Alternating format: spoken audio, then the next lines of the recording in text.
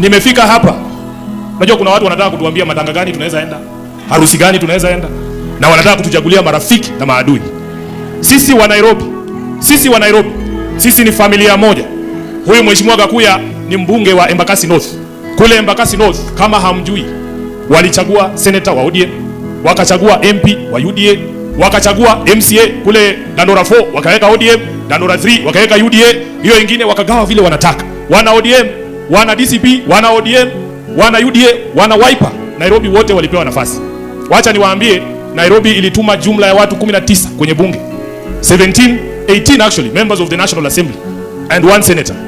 Kwa hiyo group ya watu 19 kama hamjui, iko Waluya, iko Wajaluo, iko Wakikuyu, iko Wakamba, iko wa Somali, tulichagua mpaka Mgiriki.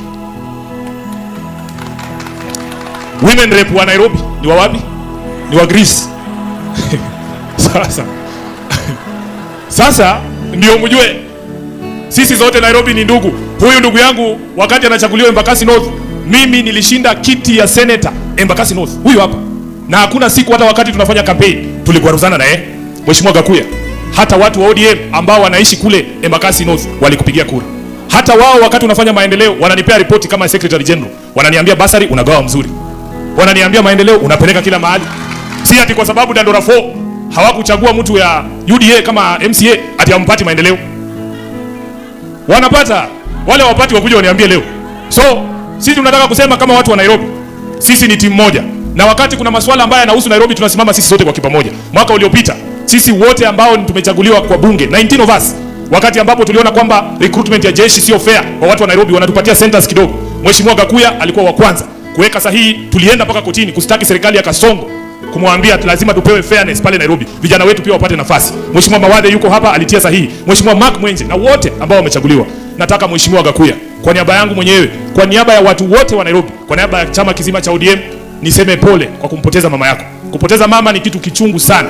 Na Mheshimiwa Gachagua, sisi wote tunasimama pamoja. Hata mara ya kwanza mimi na wewe kupatana kwenye hafla kama hii, tulikuwa Nyeri kwa ndugu yangu huyo amekaa nyuma yako, Major Dong, tukisindikiza mzazi. Tumeenda mpaka kule Ukambani kwa ajili ya kumsindikisha mzazi wa Mawadhe wakati alikufa. Wote ambao wamewahi kupata msiba kama huu, huwa tunajitokeza sote kama wana Nairobi. So, mtu asiniulize nafanya nini hapa. Unajua moderator, kuna watu wamechaguliwa constituencies ambao familia yao peke yao is big enough kufikisha kura 15,000 mtu anakuwa mbunge. Pale Nairobi lazima uchaguliwe na kila mtu. Mimi Sifuna nimepigiwa kura pale Nairobi na kabila zote ndio ukuwe senator wa county ya Nairobi. Wakamba lazima wakuunge, Wakikuyu lazima wakupigie, Waluya wakupigie, Wajaluo wakupigie, Wahindi wakupigie. Bila kura yao hauingi. So pale Nairobi hatutaki kuambiwa mambo na watu ambao kwa kijiji yao peke yao, kijiji tu wako familia yao wamezaana sana, wamefikisha watu 3,000 wanakuchagua unakuwa mbunge. Nairobi is a different issue na sisi tunaishi pamoja. Mimi nimesema sitakubali mtu anichagulie marafiki zangu, sitakubali mtu anichagulie maadui wangu. Wewe kama uko na shida na Methu kwa sababu wewe anyoi, hiyo ni yako. Mheshimiwa Methu, mimi Disemba nilikuwa nyumbani, nimeenda kuona wazazi. Kule Western ni one term. Sasa unajua nyinyi huwa mnaringa ati nyinyi ndio wenye one term. Nataka kuwaambia kama katibu mkuu wa chama cha ODM, maeneo yote ambayo yalikuwa naunga baba Raila Amolo Odinga yamechoka na Kasongo.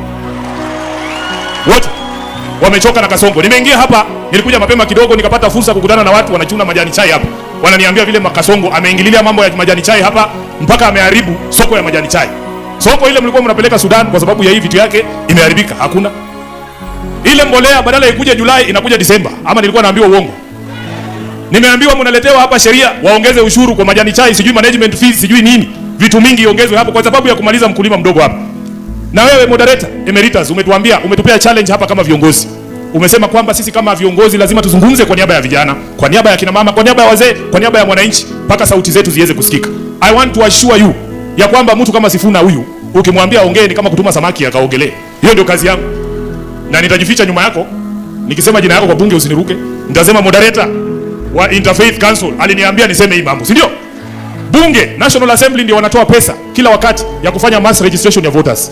I want to assure you moderator, wakati mass voter registration itatangazwa, sisi vijana ambao umeona tukisimama hapa mbele ndio tutaongoza hiyo sherehe ya kuhakikisha vijana wetu wote wanachukua kura. Tutakuwa pale. Huko Nairobi wanajua Sifuna ni waziri wa sherehe. Unisamee moderator. hizo mashini za kuandikisha wananchi vijana tutaingiza kila mahali mpaka huko Quiver. Zitaingia. Hao wanajua Quiver ni wapi. Kwa sababu project ya kupeleka Kasongo nyumbani haitaki mchezo. Lazima tukue deliberate about it and we are going to rescue this country. Na mtu asiwadanganye hapa ati wewe sijui nini. I want to say any person can build a road. Anybody can build a house. Dictators build roads, dictators build houses. It takes a true patriot with values to build a nation. What we are trying to build is a nation. I'm telling you. Mtu ambaye anaheshimu demokrasia bado anaweza kujenga barabara. Mtu ambaye haui vijana bado anaweza kujenga barabara. Kwa nini mna insist huyu mtu ambaye anaua watu aendelee? Mimi najua Kenya hii it cannot afford another 5 years of William Ruto. It cannot afford another year of William Ruto. Na nataka nimalizie kwa kusema, kwa sababu mmesikia watu wakisema hapa Sifuna anaelekezewa maneno. Hii vita yote unasikia nikipigwa ndani ya chama cha ODM ni kwa sababu moja tu. Nimesema Ruto one term.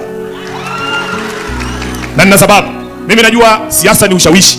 Mheshimiwa Rigathi, unajua nimekuja hapa, nimesikia nyinyi mkiongea, nilikuwa nacheka tu hapo nikiwa nimekaa kwa sababu unisamee tu, lakini lazima niseme hii.